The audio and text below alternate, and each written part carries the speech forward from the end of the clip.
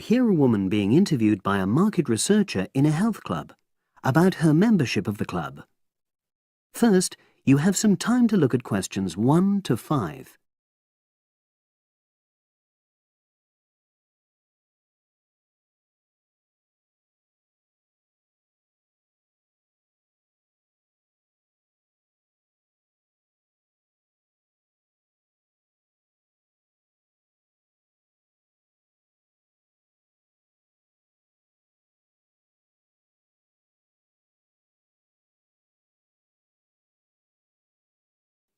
Now we shall begin. You should answer the questions as you listen, because you will not hear the recording a second time. Listen carefully and answer questions 1 to 5. Oh, excuse me. I wonder if you'd have the time to take part in some market research. What's it about? About this club and your experiences and opinions about being a member. It'll take less than 5 minutes. Oh, OK then, as long as it's quick. Can I start by taking your name? It's Selina Thompson. Is that Thompson? Yes. Okay, great. Thanks. And what do you do for a living? Well, I'm an accountant, but I'm between jobs at the moment. I understand. But that's the job I'll put down on the form. And would you mind my asking which age group you fall into? Below 30, 31 to 50, and above? Over 50, I think we can safely say. Great, thanks. And which type of membership do you have? Sorry, I'm not sure what you mean. Do you mean how long? No, is it a single-person membership? Oh, right, no, it's a family membership. Thanks. And how long have you been a member? Ooh, let me see. I was certainly here 5 years ago, and it was probably 2 to 3 years more than that. Shall I put down 8? Oh, I remember now. It's 9, definitely. Sorry. No problem. I've got that. And the last question in this first part is, what brought you to the club? Sorry? How did you find out about the club? Did you see any ads? Well, I did actually, but I have to say I wasn't really attracted to the club because of that. It was through word of mouth. So you were recommended by a friend? Actually, my doctor. I'd been suffering from high blood pressure, and he said the club was very supportive of people with that condition, so I signed up. Great, thanks. Before you hear the rest of the conversation, you have some time to look at questions 6 to 10.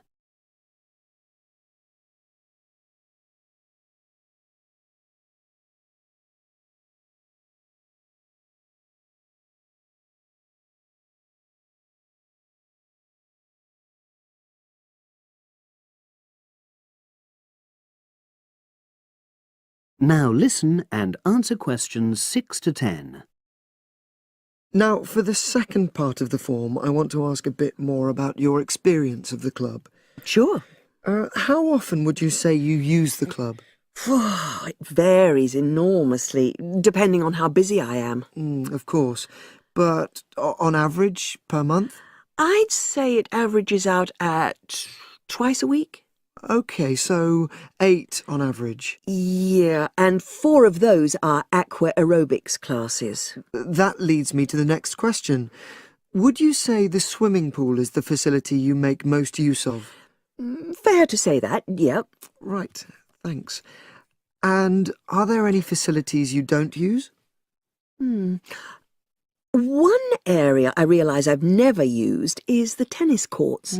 And there's one simple reason for that. You don't play tennis? Actually, I'm not bad at it. Oh. It's that I'm not happy having to pay extra for that privilege. Right. I've made a note of that. Thanks.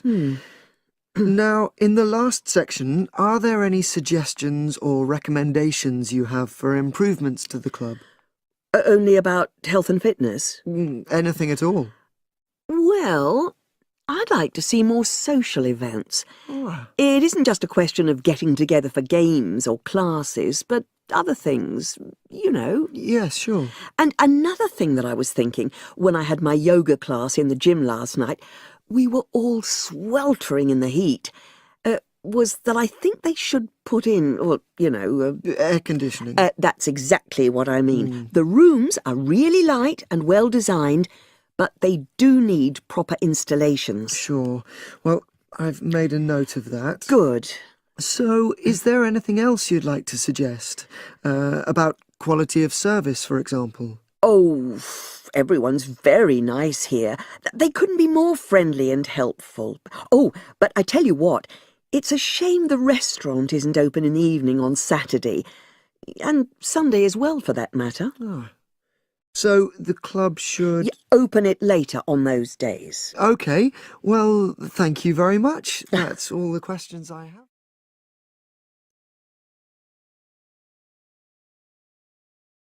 That is the end of part 1.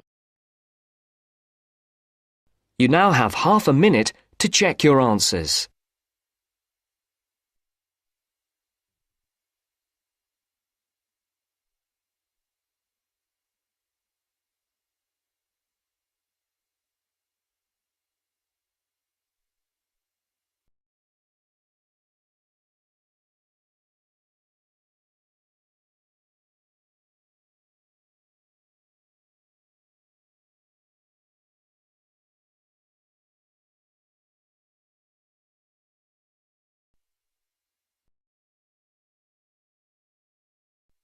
Now turns to part 2.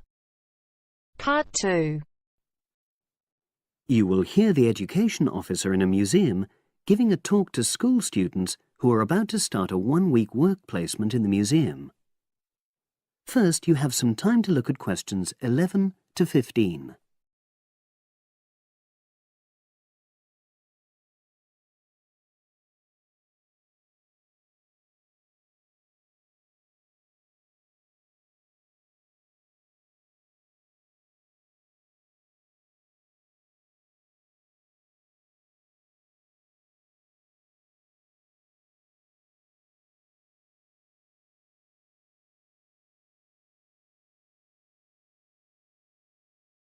Now listen and answer questions 11 to 15.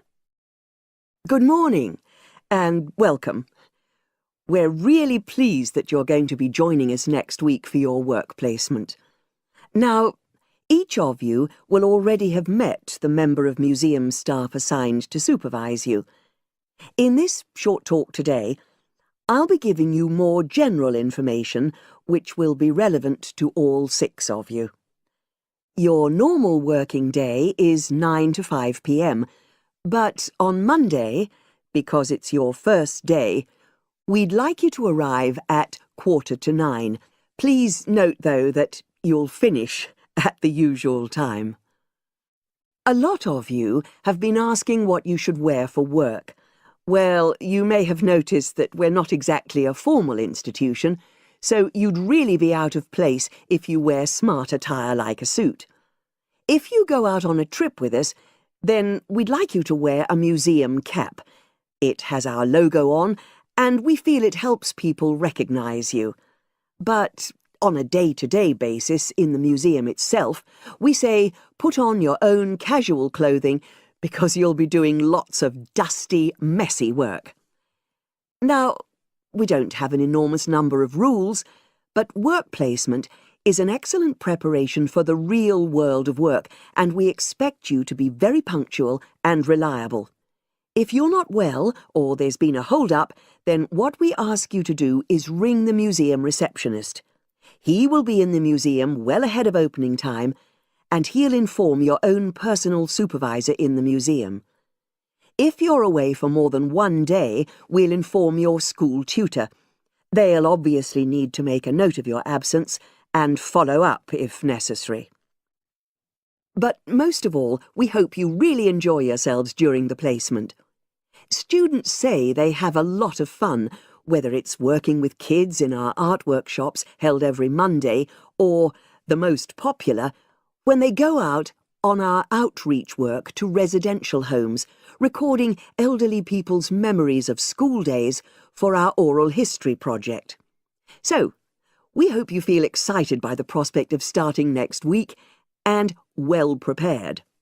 Your personal supervisor will be there to help you with our health and safety requirements when you start next week, and your supervisors will also brief you about the background to the museum, summarising all the huge amount of information on our website.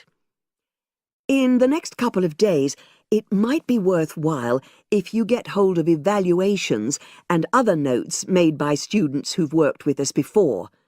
You can get a lot of pointers from them. Before you hear the rest of the conversation, you have some time to look at questions 16 to 20.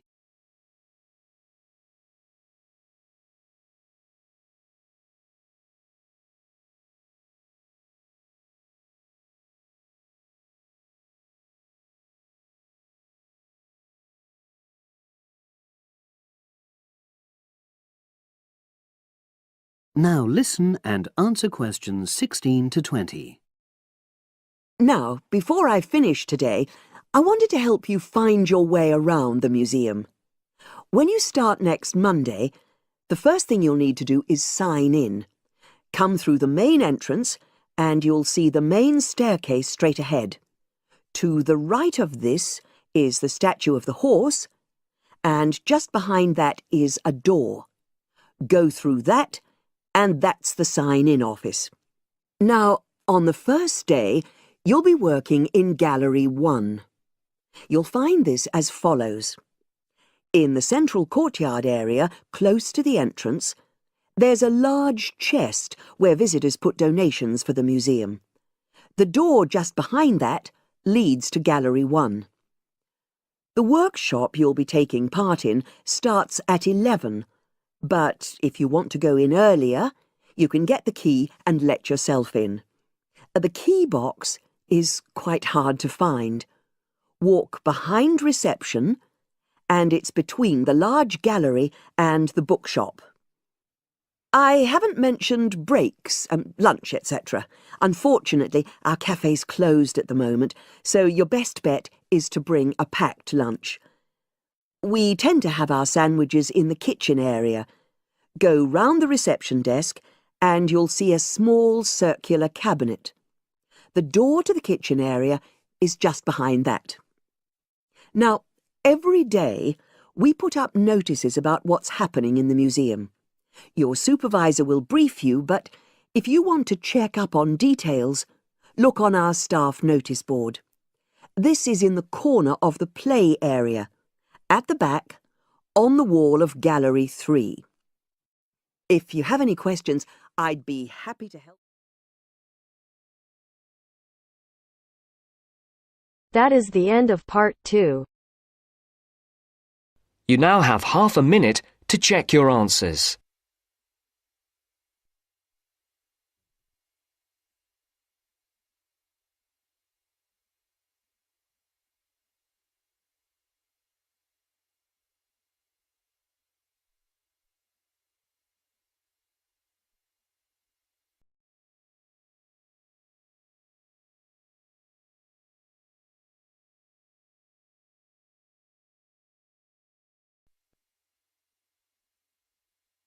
Now turns to part 3.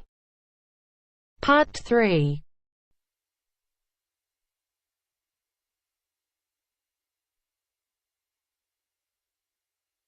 Now turns to part 3. Part 3. You will hear Peter Walsh being interviewed for a job. Listen and choose the correct answer for each question. First, you have some time to look at questions 21 to 25.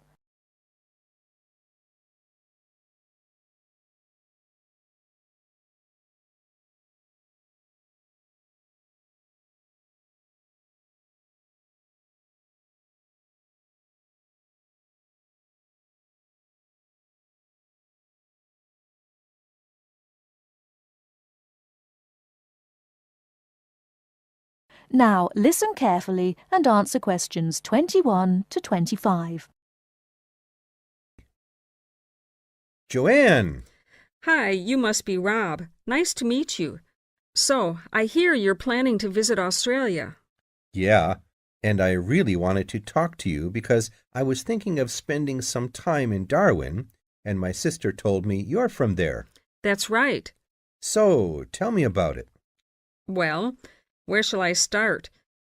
Well, Darwin's in what they call the top end, because it's right up at the northern end of Australia, and it's quite different from the rest of Australia in terms of cultural influences. In fact, it's nearer to Jakarta in Indonesia than it is to Sydney, so you get a very strong Asian influence there. That means we get lots of tourists. People from other parts of Australia are attracted by this sort of international cosmopolitan image. And as well as that, we've got the same laid-back atmosphere you get all over Australia. Probably more so, if anything, because of the climate. But what a lot of the tourists don't realize until they get there is that the city's also got a very young population. The average age is just 29, and this makes the whole place very buzzy. Some people think that there might not be that much going on as far as art, music, dancing, and so on are concerned, because it's so remote. I mean, we don't really get things like theater and opera in the same way as cities down in the south, like Sydney, for example, because of the transport expenses. But in fact, what happens is that we just do it ourselves. Lots of people play music, classical as well as pop, and there are things like artist groups and writers groups and dance classes. Everyone does something. We don't just sit and watch other people. You said it's very international. Yeah, they say there are over 70 different nationalities in Darwin. For instance, there's been a Chinese population there for over 100 years. We've even got a Chinese temple. It was built way back in 1887, but when a very bad storm, a cyclone in fact, hit Darwin in the 1970s, it was almost completely destroyed. The only parts of the temple that survived were part of the altars and the stone lions, but after the storm, they reconstructed it using modern materials. It's still used as a religious center today, but it's open to tourists too, and it's definitely worth going to see it. Oh, and as far as getting around goes, you'll see the places that advertise bicycles for hire, but I wouldn't recommend it. A lot of the year, it's just so hot and humid. Some tourists think it'll be fine because there's not much in the way of hills and the traffic's quite light compared with some places, but believe me, you're better off with public transport. It's fine and not expensive. Or you can hire a car, but it's not really worth it. What's the swimming like? Well, there are some good beaches, but the trouble is that there's this nasty creature called the box jellyfish, and if it stings you, you're in bad trouble. So you have to be very careful most of the year, especially in the winter months.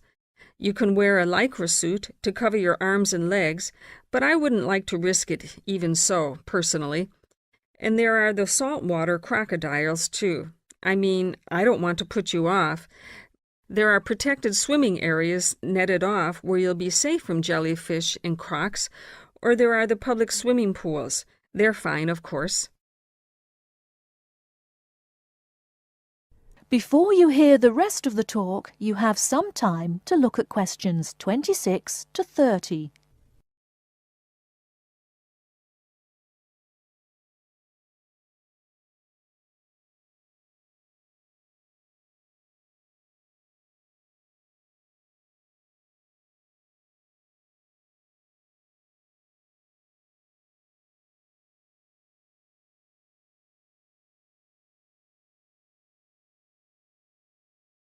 Now listen and answer questions 26 to 30. And answer the questions. Please sit down, Mr. Walsh. My name's Jane Swain, and I'm the personnel manager. Hello, how do you do? Now, this is just a short preliminary interview. I'd like to chat about your present job and what you've done up till now. Yes, of course. Well, could you tell me how long you've had your present position in Weston's? It is Weston's, isn't it? Yes, that's right. I am not sure. Let's see. I left university in 2005. Is that right? Yes, 2005. Then I was unemployed for about 3 months. And then I traveled round America for a few months. So, yes, it must be about 3 years now, in fact. Yes. And have you any particular reason for wanting to change jobs? I mean, why do you want to move? Well, I actually like my present job and still find it interesting and stimulating. The salary's okay, so it's nothing to do with money, though you can always do with more. I suppose the thing is that I'm really very ambitious and keen to get promoted, so that's the real reason. You say you like your job. Can you tell me what aspect you like most? Oh, my dear, that's difficult. There are so many things. The other people are great. There's a good cooperative atmosphere. I mean, among the staff, and compared to other companies, the conditions are great. I mean, the office itself and the working conditions.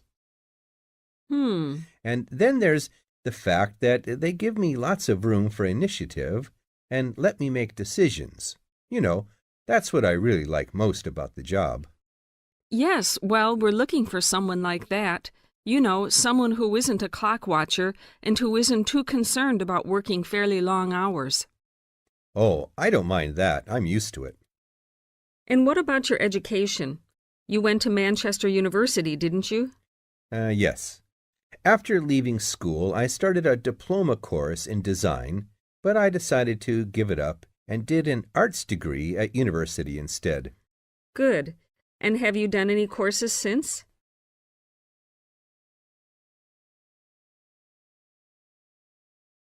That is the end of part 3. You now have half a minute to check your answers.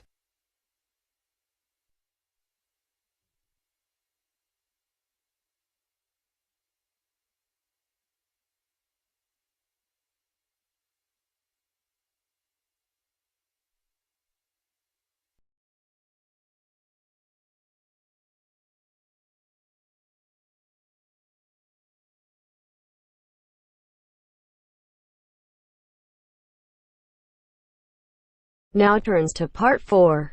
Part 4. You are going to hear a talk about security in the UK. Listen to the talk and complete the statements below. First, you have some time to look at questions 31 to 40.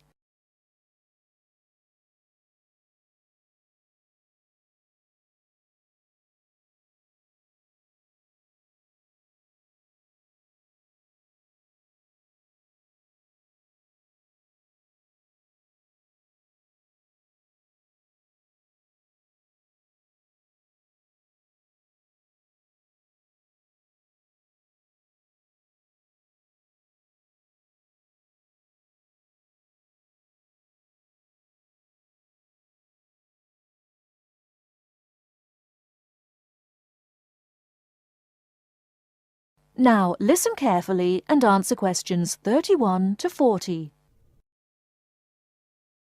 In large cities, for instance London, and crowded places such as airports and stations, there is the risk of theft. We do not want you to suffer the distress of losing important documents and valuables as soon as you step onto British soil. So here are some important do's and don'ts. Don't carry more cash than you need for daily expenses.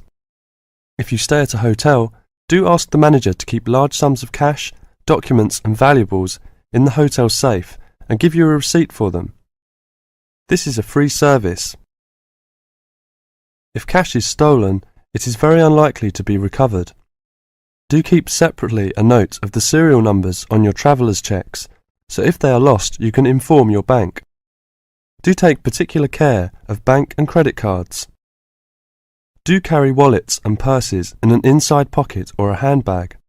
Don't ever leave a bag unattended and make sure it is securely fastened when you are carrying it. Do carry jewellery and valuables such as cameras, radios and typewriters on you or with you and keep a note of any serial numbers. Do take special care of your passport, travel tickets and other important documents. Documents are at risk particularly at airports and stations where it is obvious that most people will be carrying them. Do make a note and keep it in a safe place of the number of your passport its date and place of issue. This makes replacement easier if you are unlucky enough to lose it. If you don't want to carry heavy luggage around with you, you can leave it in a luggage office at most large stations and pick it up later. Keep the receipt so that you can reclaim your luggage. Check the opening hours, or you may find your luggage locked away when you need it again.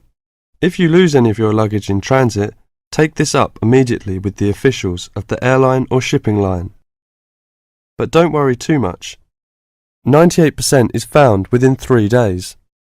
If you lose anything, go first to the lost property office at the airport or station, as it may have been found and handed in.